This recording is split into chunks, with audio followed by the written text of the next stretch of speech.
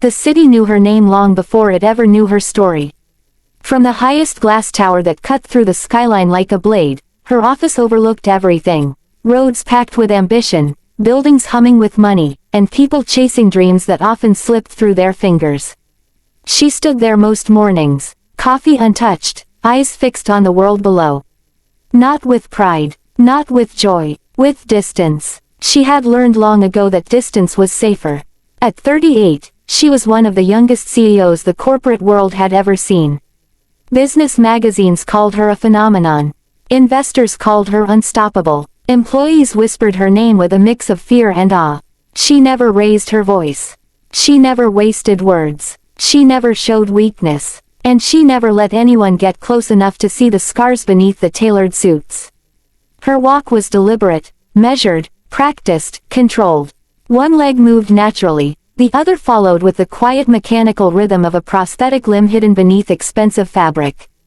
Years of discipline had trained her body to obey, but it had not trained the world to stop staring. She noticed everything. The split-second pause when someone met her for the first time. The way eyes flickered downward before snapping back up. The polite smiles that arrived too late. Pity was louder than hatred. That was why she built walls so high no one even tried to climb them. The accident had happened 12 years ago, on a night much like any other, busy, rushed, careless. A crash of metal, a scream swallowed by darkness. When she woke in the hospital, the first thing she noticed was silence where pain should have been. The second was absence. Doctors spoke gently, too gently. Family cried, too loudly. Her leg was gone, but no one noticed the moment when something else disappeared too. The young woman who believed life would be fair if she worked hard enough. She never cried in front of them. She cried later, alone, silent, angry. Recovery was brutal, not just physically, but emotionally. Friends visited less often. Invitations slowly stopped coming. Conversations became awkward, cautious, fragile, as if she might break at any moment. That was when she made a decision. If the world saw her as incomplete, she would become untouchable. She poured herself into work with a hunger that frightened even her. Sleepless nights became routine. Pain became background noise. She learned to smile without feeling, speak without revealing, and succeed without celebrating. Promotion after promotion followed. By the time she became CEO, she had mastered the art of appearing whole. But success is loud only from the outside. Inside, it is often very quiet. Her apartment was proof of that. Minimalist, immaculate, cold, no unnecessary furniture, no personal photographs, no warmth. Every object had a purpose, nothing existed just to bring comfort. At night, she removed her prosthetic leg with practiced efficiency and placed it beside the bed like an object, not a part of herself. The silence that followed was heavy, pressing against her chest. Sometimes she stared at the ceiling, listening to the city breathe outside her windows, and wondered how it was possible to be surrounded by millions and still feel invisible. She had dated, briefly. Men admired her power. Some were intimidated by it. Most didn't know how to look at her without also looking at her leg. A few tried too hard, overcompensating with kindness that felt false. Others avoided the subject completely, their silence louder than words. Eventually, she stopped trying. Love, she decided, was a luxury for people who could afford vulnerability. She could not. At work, she was perfection itself. Meetings began on time. Numbers were precise. Decisions were final. She never hesitated, never stumbled, never showed fatigue, even on days when phantom pain burned through her nerves like fire. Her staff thought she was fearless. They didn't see the way she lingered in her car some mornings, gathering strength before stepping out. They didn't see her grip the railing just a second longer than necessary. They didn't hear the echo of loneliness that followed her home. Power had given her control. But it had not given her comfort. One evening, after a relentless day of negotiations, she left the office later than usual. The sky had darkened into a heavy gray, rain threatening to fall. Her driver was unavailable, and for once, she chose to drive herself, needing the solitude. Halfway home, the rain broke. Sheets of water slammed against the windshield. Traffic slowed, visibility blurred, and then, the car shuddered. Once, twice, then silence. She pulled over, heart pounding, irritation rising sharply. Of all nights, of all moments, she tried restarting the engine.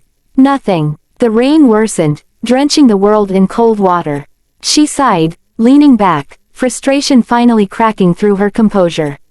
This helplessness, was what she hated most. She stepped out carefully, rain soaking her hair, her suit, her confidence. The ground was uneven, slippery. Her prosthetic leg felt heavier with every step. That was when she heard it. "Ma'am," a voice. Male, calm. She turned. A man stood a few feet away, holding an umbrella that looked like it had seen better days. His clothes were simple, his posture relaxed. There was no shock in his eyes. No curiosity aimed downward, only concern. "Your car okay?" he asked. She hesitated. Pride urged her to refuse. Habit told her to handle things alone. But something in his tone, genuine, unforced, made her nod. "It won't start," she said. "Mind if I take a look?" She watched as he approached, rain splashing against his shoes, umbrella tilted slightly toward her without him even realizing it. He examined the car, then shook his head gently. "Battery's dead. I can call a mechanic I know. Lives nearby." She studied him carefully. No recognition, no calculation, no fear, just help. "That would be fine," she said quietly. As they waited under the weak shelter of his umbrella, silence settled between them, not awkward, not heavy. Comfortable. For the first time in years, she wasn't being assessed, admired, or judged. She was just there. When the mechanic arrived and the car was fixed, she thanked him, reaching for her wallet. He waved it away. "No need." She frowned slightly. "At least let me get home safe," he said with a small smile. "That's enough." And then he walked away, rain soaking him once more. She watched him go, something unfamiliar stirring in her chest. Warmth. She didn't know his name. She didn't know his story. But as she drove home that night, the silence felt different. Less empty, and for the first time in a very long while, she wondered. What if strength didn't have to mean being alone? Chapter 2. She did not expect to see him again. Men like him, ordinary, kind, unassuming, did not usually cross paths with women like her more than once. Their worlds moved on different tracks, separated by speed, privilege, and invisible lines neither spoke about. Yet fate has a way of returning what the heart refuses to forget. A week after the rain-soaked evening, she found herself standing in line at a small bookstore near her office. It was the kind of place she rarely visited, too quiet, too personal, too human. She had stepped inside only to escape the noise of the city. And there he was, bent over a shelf, reading a children's book with careful attention, as if each word mattered. A small backpack rested against his foot, pink, worn at the edges. Her breath caught. He looked up and recognized her instantly, surprise flickering across his face before turning into a gentle smile. "Rainy night," he said, as if that one sentence carried their entire shared memory. "Yes," she replied. "You helped me." He nodded. "Your car survived." "So did I," she said, surprising herself with the hint of humor in her voice. They spoke briefly, polite words, simple exchanges. Yet when she left the bookstore, she realized something unsettling. She was disappointed it had ended so quickly. That night, she thought about him more than she allowed herself to admit. Not because he had done something extraordinary, but because he hadn't. He hadn't stared. He hadn't hesitated. He hadn't tried to impress her. He had simply existed beside her without fear. Their meetings became frequent, almost natural. Sometimes at the bookstore, sometimes at the cafe across the street. Once, at a park where she noticed a little girl waiting impatiently on a bench, swinging her legs as she watched him approach. "My daughter," he said when he saw her curiosity. "She refuses to leave unless I promise ice cream." The child studied her openly, then smiled. "Daddy says you're nice." She laughed, softly, genuinely, for the first time in longer than she could remember. And something shifted. They began to talk. Really talk. He spoke of his late wife, not with bitterness, but with quiet respect. Of learning how to braid hair and pack lunches. Of exhaustion that never quite left, but love that never faded. She listened. Then, slowly, she spoke too. About the accident. About the years of silence. About the way success felt hollow in empty rooms. He never interrupted. Never offered pity. Never tried to fix her. He just listened. One evening, as they sat on a park bench watching the city lights flicker on, she said the words she had never said aloud. "I'm tired of being strong." Her voice broke. Not loudly, not dramatically, but enough. He turned toward her, eyes steady. "Then don't be," he said simply. "Not with me." She felt something unravel inside her chest. Love did not arrive like a storm. It arrived like warmth, slow, patient, undeniable. Yet fear followed closely behind. She had built her life on control. Love was uncertain, messy, vulnerable. What if he saw her weakness and walked away? What if the world judged them? What if she was not enough?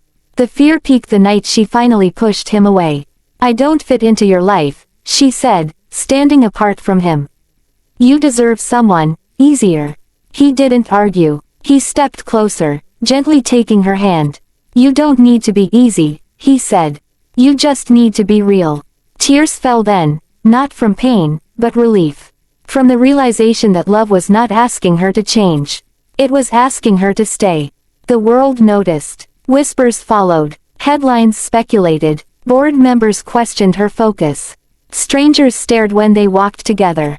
A powerful CEO. A single father. A woman with one leg. She felt the old instinct rise. The urge to retreat, to harden, to protect herself.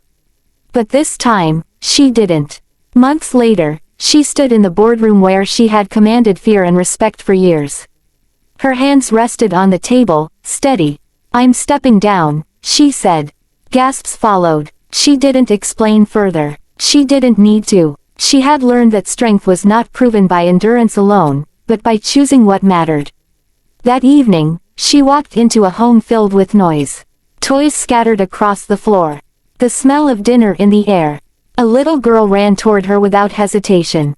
She no longer removed her prosthetic leg in shame. She no longer slept in silence. She was not less. She was finally whole. Love had knocked, without fear. And she had opened the door. Final line. She once believed losing a part of herself meant losing her chance at love. But love saw only what remained, and chose her anyway.